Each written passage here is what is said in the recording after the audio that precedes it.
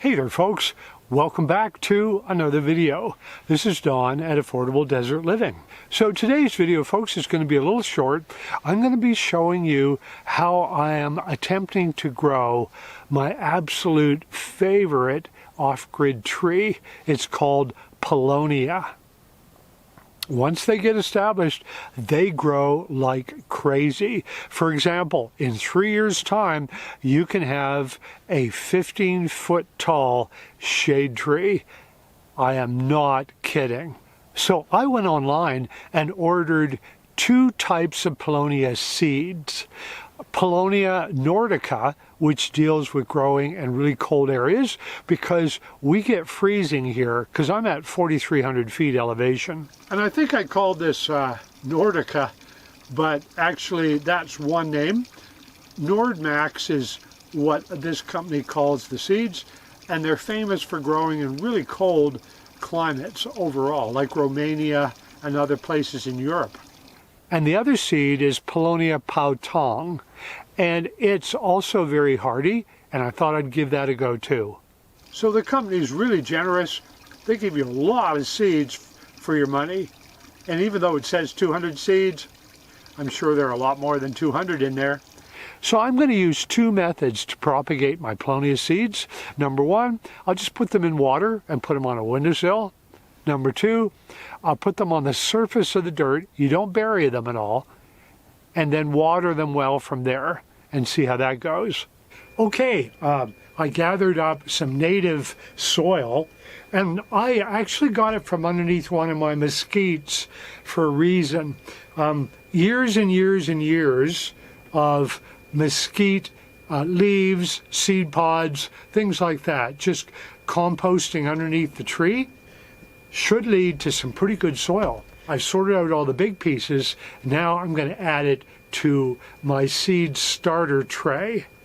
So I've never used one of these before, but I got this on Amazon, very reasonably priced, and essentially it has a top part with a vent scenario where you can basically dial in and dial out air, which is pretty cool.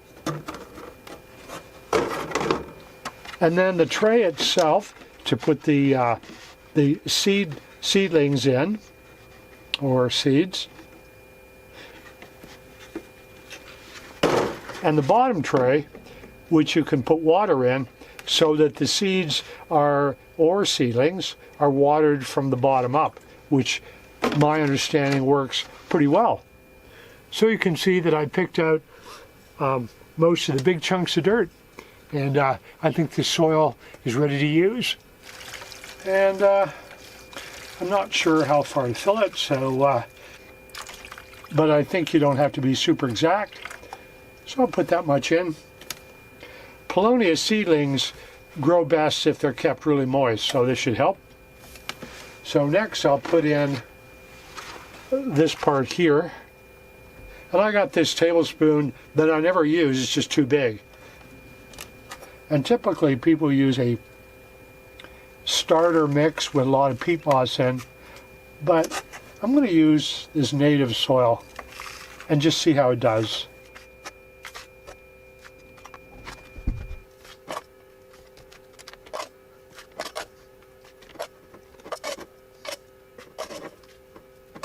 So I'm going to use this little tool here. You could use a toothpick or anything like that, but I think this will work. It's just a little branch off of an acacia. So hopefully you can see these seedlings in here. And these have been in here since October 28. So they've been here for, goodness, about almost 3 weeks. And so far this has been a really good method to start these seeds. And this container I had the water in was nothing special. Very handy use of an empty wood framing screw container. And so now the delicate part. So first thing to do is create a hole where the seedling could go into.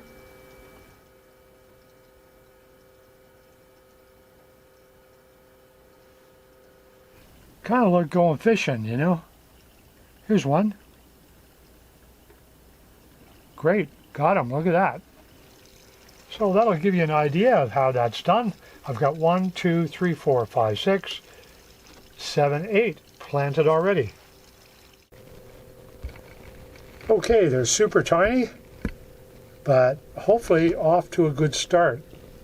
All right, so we're going to put their cover back on. Okay, good luck, Paulownias. I hope you turn into some big old trees someday. Okay, we got 15 of these guys planted, and I'm not going to water the tops of them right today because they're really, really wet already, and I just want to keep them moist, not drowned is the idea. So with my Paulownia, I'm going to have to give them a lot of tender, loving care. They need to be kept warm overall, be like room temperature or above, and moist. So you need to spray mist them usually about every day. I just check them to see how wet they are. Some days I give them a spray a couple times a day. So for those of you who've been following my channel, you may remember I had Paulownia trees before. As a matter of fact, about 3 years ago, I bought some seedlings that were already started and doing well. They were already about 6 inches high, and they grew like crazy. As you can see, this guy is a remnant, and when he was fully leafed out, he was a good foot or 2 feet taller than me, even though he was only 2 years old. Unfortunately, all of these Paulownias died. I had 4 of them. Why is that? It's pretty simple. I thought that they would be able to handle really dry conditions with very little water. I was wrong. They are drought tolerant apparently, but once they get large enough. So that was my mistake. Plus, I had a time where I needed to be really stingy with my water because I didn't have much rainwater harvesting catchment surfaces. Once they're mature, everything I've read is that they can handle a lot more serious dry conditions, and that's what I'm hoping. But the great part of all of this is I'm now prepared with knowledge and water, because I have 2 2,500-gallon tanks that I hope to have filled with water in no time because of all of the rains that we get during monsoon season. So as you can see, they are bigger when they went in there 3 weeks ago, but they're still really small.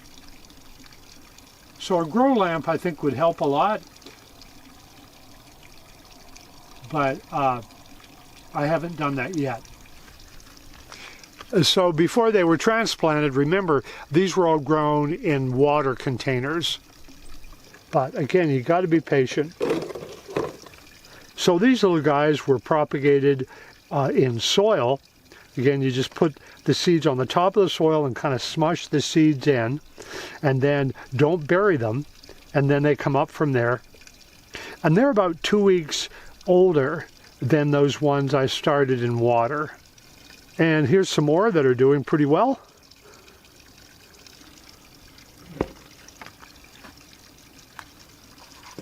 So I just take these bags, actually sandwich bags, and then create a little mini greenhouse with them all. And that seems to work. What you can't do is let these guys dry out. I keep them really moist and spray mist them whenever they look dry. So I babysit them a lot, but I'm super excited by what I'm seeing so far. So I am really excited to be working with Paulownia. Again, they're a gorgeous tree. I just love them. They have beautiful blooms that show up on the tree in the spring. And those big jungle-like leaves are what I really love about this particular plant. And so I'll keep you posted, keep watching, and I'll see you on the next video.